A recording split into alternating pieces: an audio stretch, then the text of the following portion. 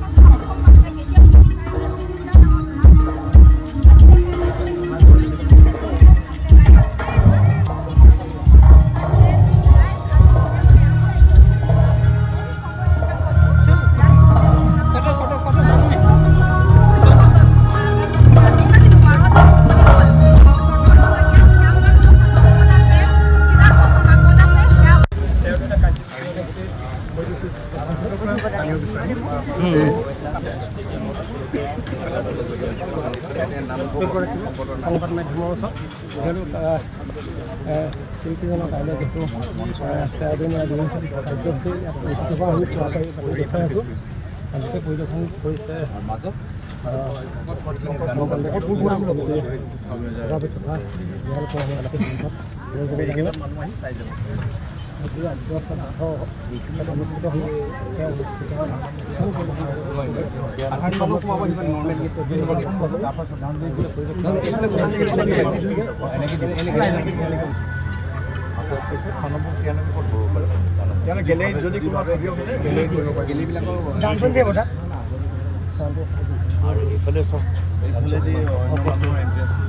দিহানাম বাকী নাম কীৰ্তন ইয়াত চাৰিখন লৈছে, এক নম্বৰখন চিনিয়ৰ চবৰ কাৰণে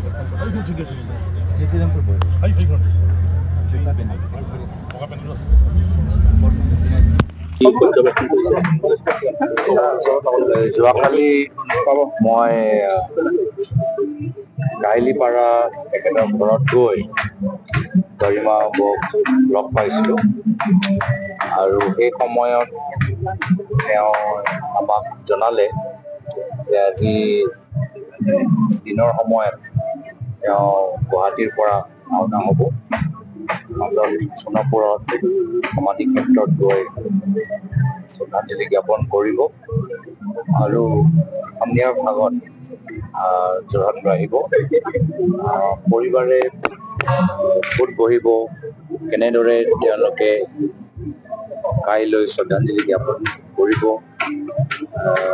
ৰাইজক, যোৰহাটবাসী ৰাইজক নিজৰ কৃতজ্ঞতা কেনেদৰে জনাব। যিহেতু যোৰহাটৰ ৰাইজে বহুত ধৈৰ্য ধৰি কাইলৈ কাৰণে বাট চাই আছে আৰু যথেষ্ট মৰম কৰিছে আৰু যথেষ্ট আৱেগিক এটা মুহূৰ্তত এই মানুহবোৰ শ্ৰদ্ধাঞ্জলি জ্ঞাপন কৰিবলৈ বাট চাই আছে। ক'ত মানুহবোৰ লগ পাব পাৰিব, গোটেইখিনি ব্যৱস্থাটো অলপ চাবলৈ, নিজ চকুৰে চাবলৈ আজি ইয়াত আমি উপস্থিত হৈছোঁ আৰু আশা কৰোঁ যে যিদৰে যোৰহাট অঞ্চলৰ ৰাইজে শ্ৰদ্ধাঞ্জলি দিবলৈ এটা সুবিধা বিচাৰি আছে, কাইলৈ তেওঁ ৰাইজবোৰে সম্পূৰ্ণ সুবিধাটো লাভ কৰিব। যিমান চিন্তাৰ গতি আগবাঢ়িব লাগিছিল, ক্ৰমান্বয়ে যেন সীমিত হৈ আহিছে, লাহে লাহে ক্ৰমান্বয়ে কমি আহিছে। যোৱাকালি মই এটা সংবাদ মেলত এইখিনি কথা ক'লোঁ যে তদন্তটো এটা বেলেগ ফালে ঠেলি দিবলৈ এটা চেষ্টা চলি আছে। আজি সন্ধিয়া ভাগত মই প্ৰধানমন্ত্ৰী নৰেন্দ্ৰ মোদী ডাঙৰীয়ালৈ এটা চিঠি প্ৰেৰণ কৰিছোঁ, য'তে গোটেইখিনি কথা উল্লেখ কৰা হৈছে যে দুয়োজন ব্যক্তি শ্যামকানু মহন্ত আৰু সিদ্ধাৰ্থ শৰ্মা আজিলৈকে পুলিচে তেওঁলোকৰ ওচৰত যাব পৰা নাই। তাৰ বিপৰীত আনজন দুয়োগৰাকী ব্যক্তি অজয় ফুকন আৰু ভিক্টৰ দাস NSA দৰে এটা চিৰিয়াছ কেছত তেওঁলোকক জেলত ভৰাই থৈছে। আজিও গম পাইছোঁ যে কিছুমান জুবিন গাৰ্গৰ অনুৰাগীসকল তেখেতৰ লগত কাম কৰা কিছু ব্যক্তিসকল শিল্পীসকল আজি তেওঁলোকৰ ওপৰতো অসম আৰক্ষীয়ে একশ্যন লৈছে। মই ভাবোঁ আজি যি ধৰণৰ ৰাইজে শান্তি বিচাৰিছে অসমৰ মুখ্যমন্ত্ৰীক শান্তি দিব পৰা নাই আৰু সেইকাৰণে চাৰিওফালে আতংক সৃষ্টি কৰিছে। পুলিচৰ যোগেদি ভয় আৰু ভাবুকি ব্যৱহাৰ কৰিছে আৰু NSA কেছ যদি কোনোবা এজন ওপৰত উপযুক্ত সেই ব্যক্তিগৰাকী হ'ল অসমৰ মুখ্যমন্ত্ৰী।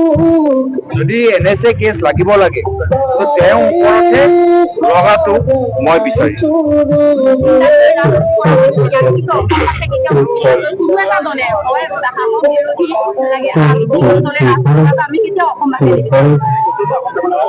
আমিও অসমৰ নাগৰিক হিচাপে অসমৰ শিল্পী সমাজৰ লগত আছো, অসমৰ সচেতন ৰাইজৰ লগত আছো। অসমৰ ৰাইজে যিদৰে ন্যায় বিচাৰিছে আমিও ন্যায় বিচাৰিছো। অসমৰ ৰাইজে যিদৰে তদন্ত লৈ ক্ষোভিত আমিও ক্ষোভিত।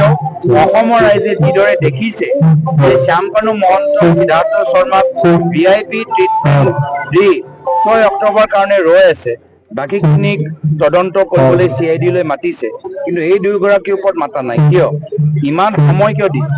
আজিতো আমি গম পাইছো যে শ্যামকানু মহন্তে নিজৰ ফেচবুক একাউণ্ট ডিলিট কৰিছে। কিয় এনেকুৱা সময় পাইছে যে নিজৰ একাউণ্টবোৰ ডিলিট কৰিবলৈ? আৰু কি কি লুকাবলৈ তেওঁলোকৰ সুবিধা বৰ্তমান চৰকাৰে দি আছে?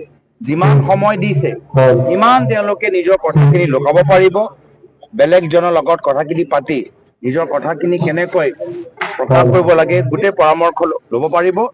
এই গোটেই সময়টো শ্যামকানু মহন্ত সিদ্ধাৰ্থ শৰ্মাক সুবিধা দিয়াৰ কাৰণেহে যেন এটা পদক্ষেপ মুখ্যমন্ত্ৰী হিমন্ত বিশ্ব শৰ্মা ডাঙৰীয়া লৈছে এনেকুৱা যেন লাগে। আৰু সেইকাৰণে আমি প্ৰধানমন্ত্ৰী মোদী ডাঙৰীয়াকো আমি আহ্বান জনাইছো যে তেখেতৰ কাৰ্যালয়ৰ পৰা এই গোটেই SIT-টো তেওঁলোকে SIT-ৰ ওপৰত চকু দিয়ক আৰু বিভিন্ন সময়ত ৰিভিউ লৈ থাকক, যাৰ ফলত সময়মতে অসমৰ জনসাধাৰণে বাস্তৱ কথাবোৰ বাস্তৱ তথ্যবোৰ গম পাইছে।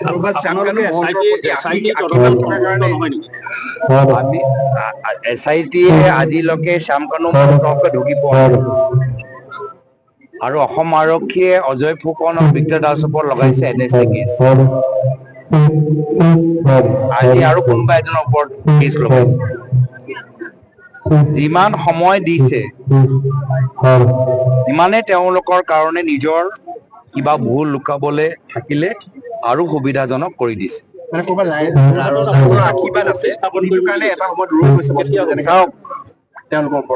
শ্যামকানু মহন্তৰ যদি গোটেই আপোনাৰ প্ৰফাইলটো চাই আটাইতকৈ বেছি সুবিধা বৰ্তমান চৰকাৰৰ দিনত পাইছে।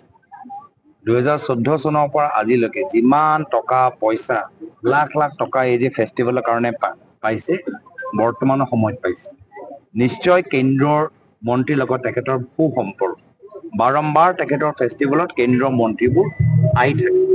লগে লগে সিদ্ধাৰ্থ শৰ্মাও আমি গম পাই গৈছো, তেওঁ এটা ফটো ওলাইছে। এই ফটো কোন দলৰ কাৰ্যালয়ত, এই ফটোত আৰু কোন কোন আছে সকলোৱে দেখা পাইছে। ইয়াক লৈ কি ৰাজনীতি হৈছে আপোনালোকে মোতকৈ বেছি ভালদৰে জানে। তো সেইকাৰণে আমি প্ৰধানমন্ত্ৰী মোদী ডাঙৰীয়াক আহ্বান জনাইছো যে তেওঁ যিহেতু মন কী বাতত জুবিন গাৰ্গৰ নাম উল্লেখ কৰিছিল, উচ্চাৰণ কৰিছিল, তেওঁ নিজেই চাওক, তেওঁ কাৰ্যালয়ৰ পৰা নিৰ্দেশ দিয়ক, ৰিভিউ লওক, নহ'লে SIT-টো যিদৰে চলি আছে আমি উত্তৰ নাপাম যেন লাগিছে।